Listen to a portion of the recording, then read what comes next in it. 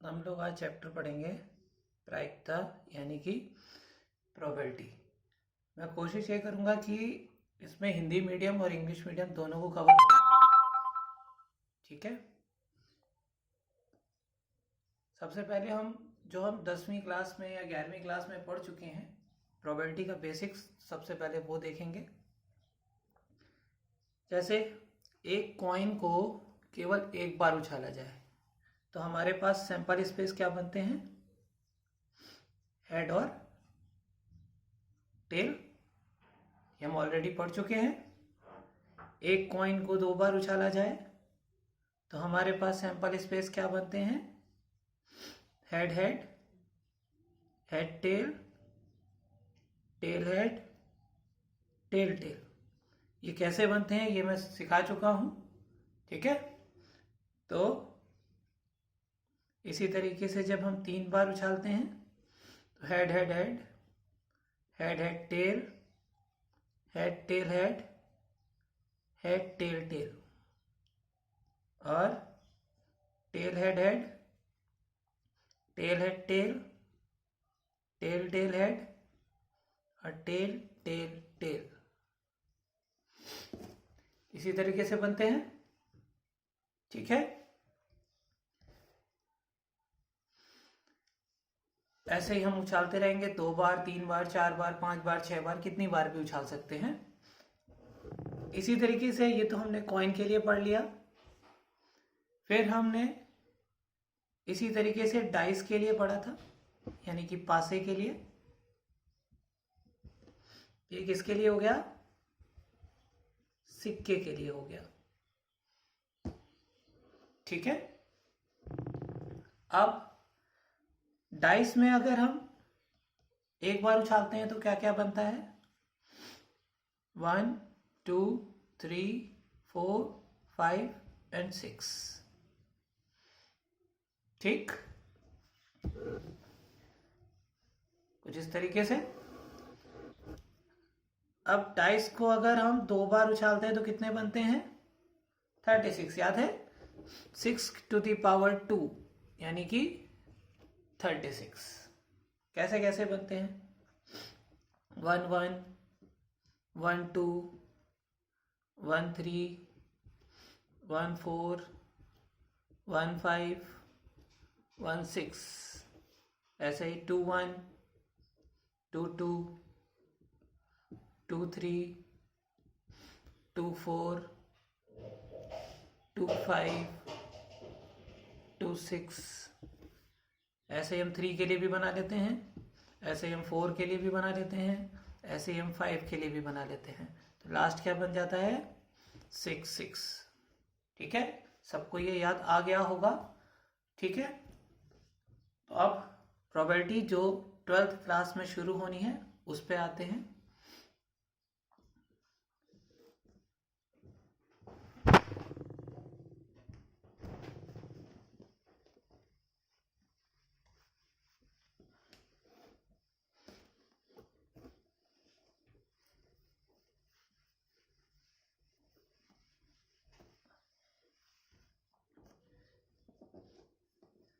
यहां हम पढ़ेंगे P यानी कि प्रोबेबिलिटी A/B। ठीक है, इसको ऐसे भी लिखते हैं या कई रो कुछ A/ भी लिखते हैं, तो दोनों ही तरीके से पूछ सकते हैं क्वेश्चन में। ठीक है। पहले इसको समझते हैं कि है क्या PA/B। ठीक, अपने को पता है 2 तरीके के इवेंट हुए इसका, एक PA यानी कि घटना हुई और एक PB। 2 घटनाएं हैं हमारे पास, A और B। ठीक है। तो यहाँ A/B लिखा है, तो इसका मतलब ये हुआ कि ये जो नीचे घटना लिखी है यानी कि अपॉन में जो लिखी है वो घटना यानी कि इवेंट वो हो चुका है, ऑलरेडी एक जगह पे हो चुका है। उसके बाद घटना ए घटी यानी कि इवेंट ए हुआ। ठीक है, ये थ्योरी में मतलब है, इसका मतलब A/B का। अब इसका फॉर्मूला क्या होता है, PA इंटरसेक्शन B/PB। ठीक है, फिर से एक बार देखते हैं। पी ए अपॉन बी का मतलब क्या हुआ कि एक कोई इवेंट था यानी घटना थी जो घट चुकी, जिसको हमने बी नाम दिया, ठीक है, और उसके बाद एक घटना घटी ए, ठीक है। तो एक फॉर्मूले बेस पे जो हमें निकालना है उसका फॉर्मूला हुआ P A intersection B upon P B. Clear? अब इसके जो क्वेश्चन करेंगे तो हमें समझ में आएगा, बिल्कुल इजी से हैं, फटाफट निकलते हैं ये, ठीक है। अब कुछ फॉर्मूले ऐसे हैं जो हम ऑलरेडी 11th में पढ़ चुके हैं, फिर भी हमें एक बार यहां पर भी जरूरत पड़ेगी, तो मैं वो भी लिख देता हूं। पी ए यूनियन बी क्या होता है? P A plus P B minus P A intersection B, ठीक है। इसके बाद हमने पढ़ा है P A dash intersection B dash, क्या था? 1 minus P A union B, dash का मतलब कॉम्प्लीमेंट, ठीक है, कि ए नहीं है और बी नहीं है, इसका मतलब ये हुआ, ठीक है, दोनों ही नहीं है। या फिर P A dash union B dash, इसका फॉर्मूला था 1 minus P A intersection B, ठीक। अब हम कुछ क्वेश्चंस करते हैं।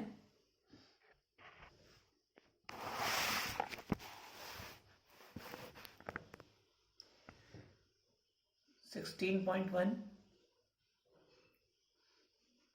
पहला क्वेश्चन है, इफ, मैं पढ़ता हूं, आप तो बुक में देख लेना। If P A equals to 7 upon 13, यानी पी ए है 7 upon 13, then P B equals to 9 upon 13, P B equals to 9 upon 13, and P A intersection B equals to 4 upon 13, ठीक है। Then find P A upon B,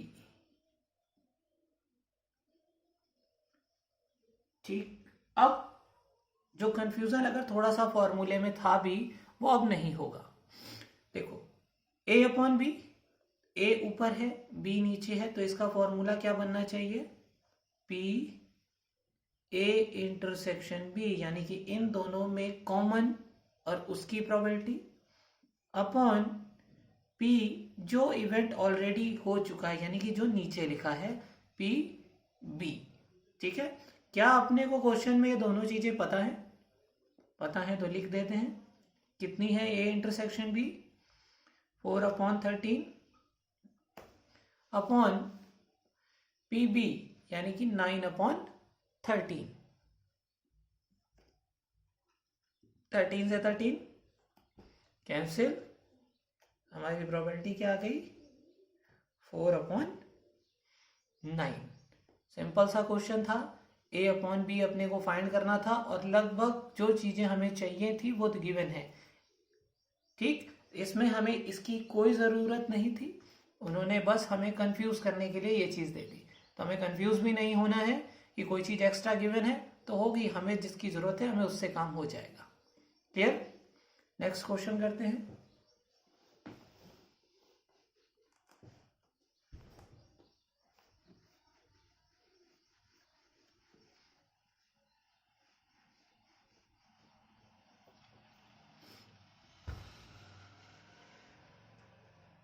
second question है,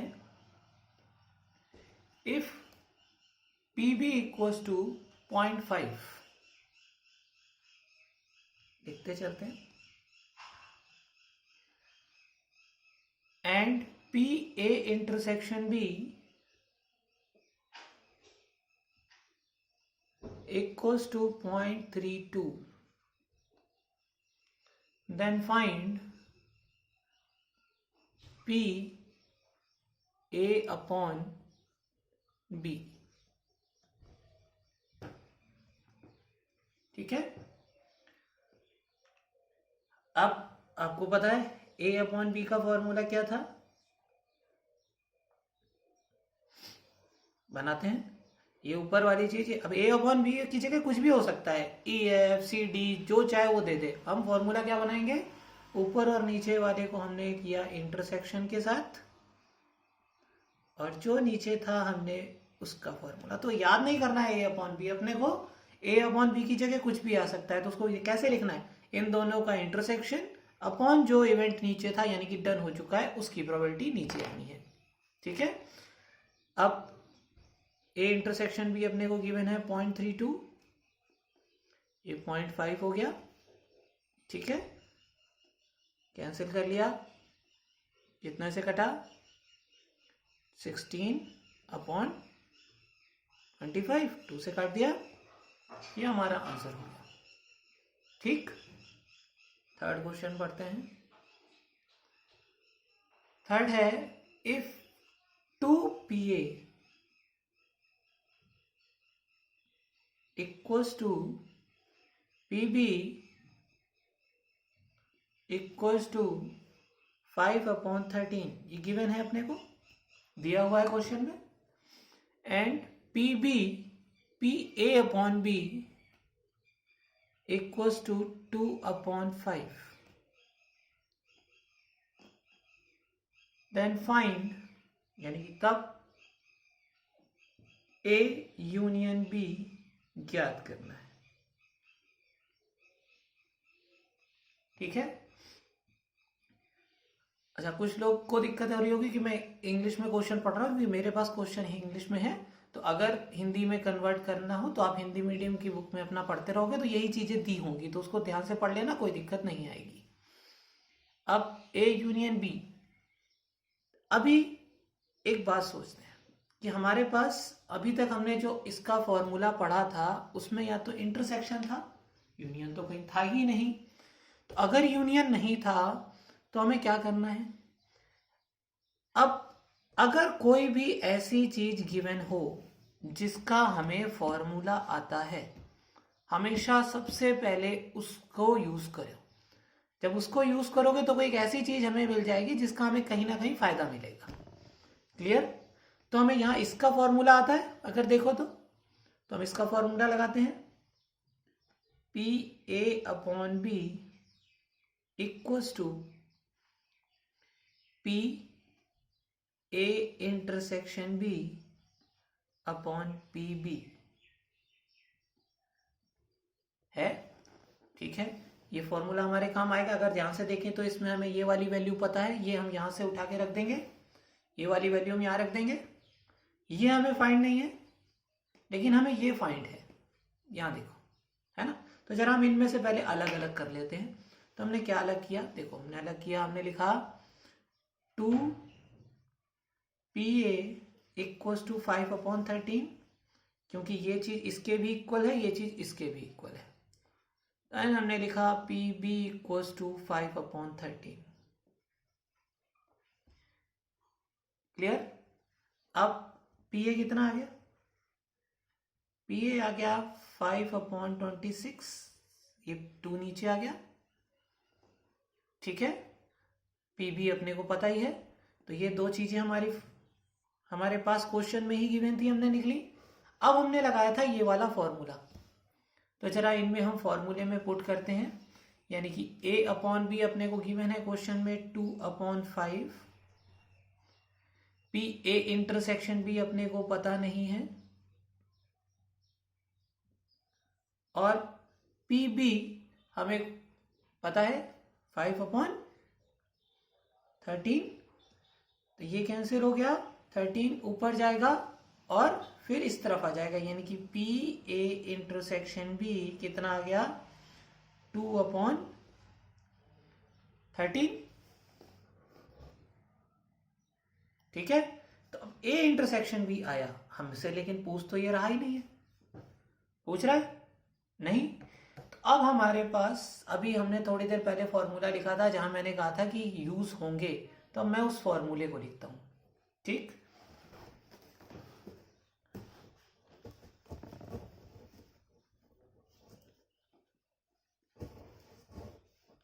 क्या formula था, पीछे देखेंगे तो याद आ जाएगा आपको, P A union B equals to P A plus P B minus P A intersection B. था, अभी लिखा था मैंने थोड़ी देर पहले। तो अब पी ए यूनियन बी अपने को फाइंड करना है। पी ए अपने को ऑलरेडी क्वेश्चन में गिवन है 5/13, पी बी क्वेश्चन में गिवन है 5/13, नहीं सॉरी, पी ए था 5/26 जो अपन ने निकाला था, पी बी है 5/13 और पी ए इंटरसेक्शन बी अपन ने निकाला 2/13। ठीक है, तो एलसीएम 26 कितना बचा, 5 + 10 - 4 ये बचा ना, तो कितना हो गया 11/26, ये हमारा आंसर हो गया। क्लियर है सबको? ठीक, अब आपका घर का होमवर्क ये करना है आपको कि क्वेश्चन नंबर 3 हमारा हो गया, 4th और 5th करना है। ठीक है, कल मैं फिर कराऊंगा भी, लेकिन एक बार आप अपने आप करके रखें। जब करेंगे तो आपको आइडिया लगेगा इन फॉर्मूलों का यूज कैसे करना है। ओके, तो आज के लिए इतना सफिशिएंट है और आपका प्रोबेबिलिटी शुरू हो गया है। डेली एक 15 मिनट 20 मिनट आधे घंटे का कम से कम चैप्टर लूंगा, जिससे आप आराम से धीरे धीरे प्रैक्टिस कर सकें। ठीक है, अच्छा चैप्टर है प्रोबेबिलिटी, तो प्रैक्टिस अच्छे से करें। ओके।